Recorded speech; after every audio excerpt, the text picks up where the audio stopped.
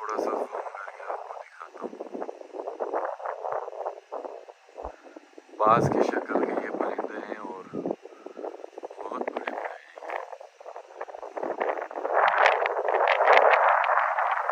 Long route में हवा भरने के लिए आपको ये भी इस्तेमाल करना पड़ सकता है, और कभी भी आपको ये इस्तेमाल करना पड़े तो आप किसी और से पूछ लें। मैं एक मर्तबा लॉन्ग रूट में था तो एक शख्स ने मुझसे पूछा कि यार इसको कैसे यूज़ करते हैं। मैंने कहा मुझे भी नहीं आता। फिर हम दोनों मिलकर फ्यूल पंप वाले के पास गए, उसने कहा मुझे भी नहीं आता। बस फिर हम आए और जैसे तैसे करके हमने भर लिया। बहरहाल इतना मुश्किल नहीं है इसके अंदर।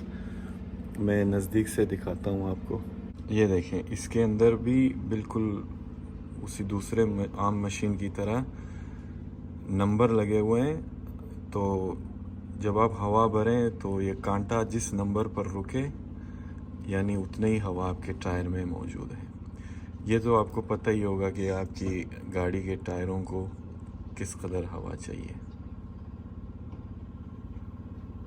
लॉन्ग रूट में आप किसी भी गरज से उतरें, जिस काम के लिए उतरें, वापस अपनी गाड़ी पर जाने से पहले एक मर्तबा चारों टायरों पर ध्यान से नज़र ज़रूर डालें।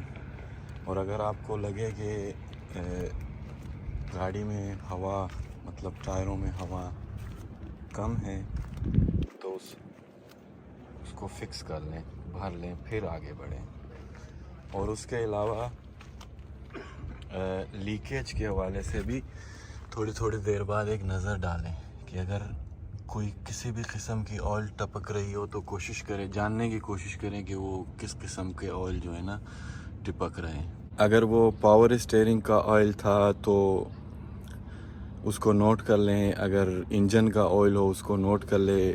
लॉन्ग रूट में इस किस्म के फ्यूल्स पम्प्स और दुकानों में ये खूबी है कि ज़रूरत की हद्दुल इम्कान चीज़ें मिल जाती हैं। यानी अभी इस दुकान में मैंने देखा तो बैटरीज, ऑयल्स, जेरी कैंस वगैरह और छोटे मोटे पुर्जे पार्ट जो है ना वो यहाँ मिल जाते हैं। तो मुकम्मल इत्मीनान कर लें और जो भी चीज़ आपको चाहिए। मैं ख़ुद यूँ करता हूँ कि अगर मुझे डाउट हो थोड़ी सी भी बैटरी पर एक मरतबा मिसिंग की हो तो दोबारा मैं ले लेता हूँ उसको। लॉन्ग रूट में रिस्क ना लें।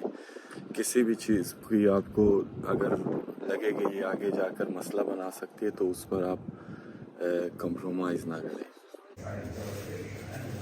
मुख्तलिफ़ ममालिक के नोट यहाँ लगे हुए हैं और मुझे पाकिस्तानी नोट नज़र नहीं आ रहे। इंडियन नोट बहुत हैं इधर। ये देखें, ये 100 का नोट गांधी जी की तस्वीर के साथ। फिर ये 20 का नोट यहाँ देखें।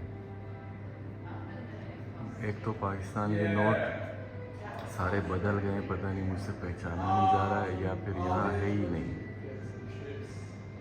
ये देखिए गांधी के नोट, गांधी की तस्वीरों वाले नोट यहाँ देखें। 4-5 नोट इंडियन पड़े हैं। अगर आप लोगों को पाकिस्तान का नज़र आ रहा है इसमें तो कमेंट में ज़रूर बताइएगा।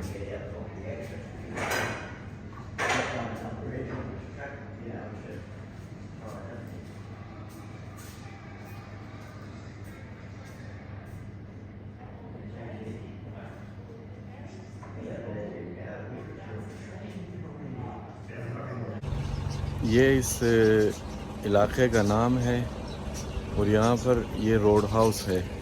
Accommodation, camping, overnight parking available है और नहाने के लिए आपको टोकन ख़रीदने पड़ेंगे। अगर कभी आप यहाँ आए और टोकन ख़रीदें उसमें तो उसको पानी को बंद ना कीजिएगा, वो एक ही दफ़ा ऑन ऑफ होता है।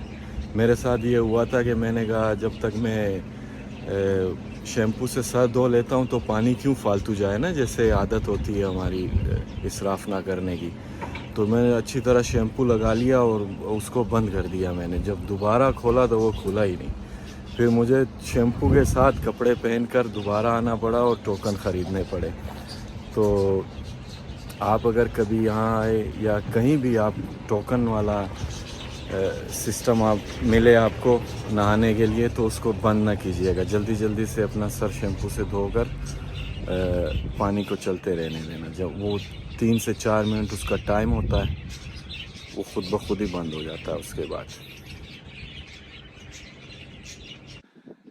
ये जो जगह है ये 90 माइल के नाम से मशहूर है। ऑस्ट्रेलिया के अंदर ये सबसे बड़ा ऐसा रोड है जो कि बिल्कुल सीधा है और इसमें कोई भी मोड़ या ऊंचाई नीचाई नहीं है। और ये 90 माइल है जो कि तकरीबन 146 किलोमीटर बनते हैं और दुनिया में ये दूसरे नंबर पर है। यहाँ से गुजरते हुए तकरीबन हर टूरिस्ट यादगारी के तौर पर यहाँ तस्वीरें वगैरह बनवाते हैं। कारगुली में 30,000 चूँकि आबादी है तो वहाँ कुछ ज़्यादा रशकश वगैरह आपको नज़र आएगा, लेकिन उसके अलावा तकरीबन पूरे 4 घंटे का जो रास्ता है वो इसी तरीके के टाउन है और यही चीज़ें होंगी।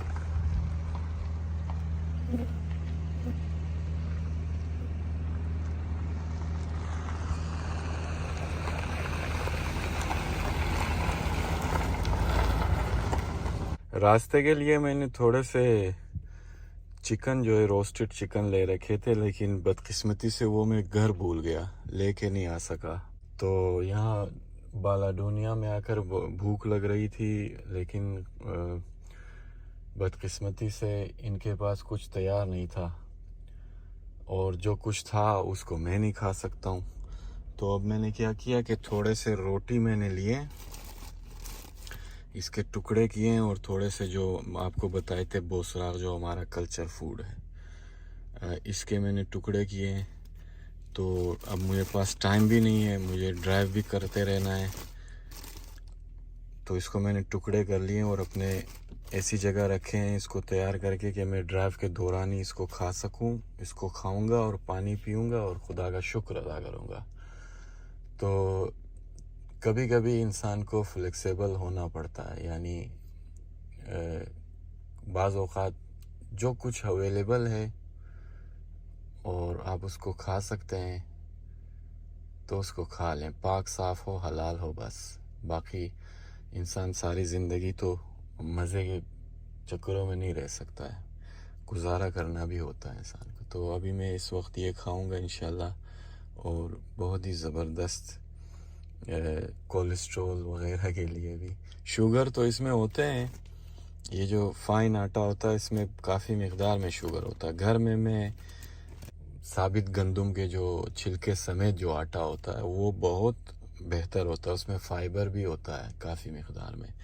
फाइन आटे के बारे में अगर आप एक मरतबा पढ़ेंगे ना तो दोबारा आप उसको नहीं खाएंगे। उसका सब कुछ निकाला होता है, उसकी सूजी, उसका मैदा, उसका पता नहीं सारी जो उसकी चीज़ें हैं उसको निकाल कर सिर्फ जो उसका जो चीज़ उसमें बचता है खुलासा वो ज़्यादा सेहत बख्श नहीं होता।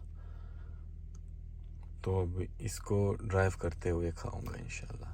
बिस्मिल्लाहिर्रहमानिर्रहीम।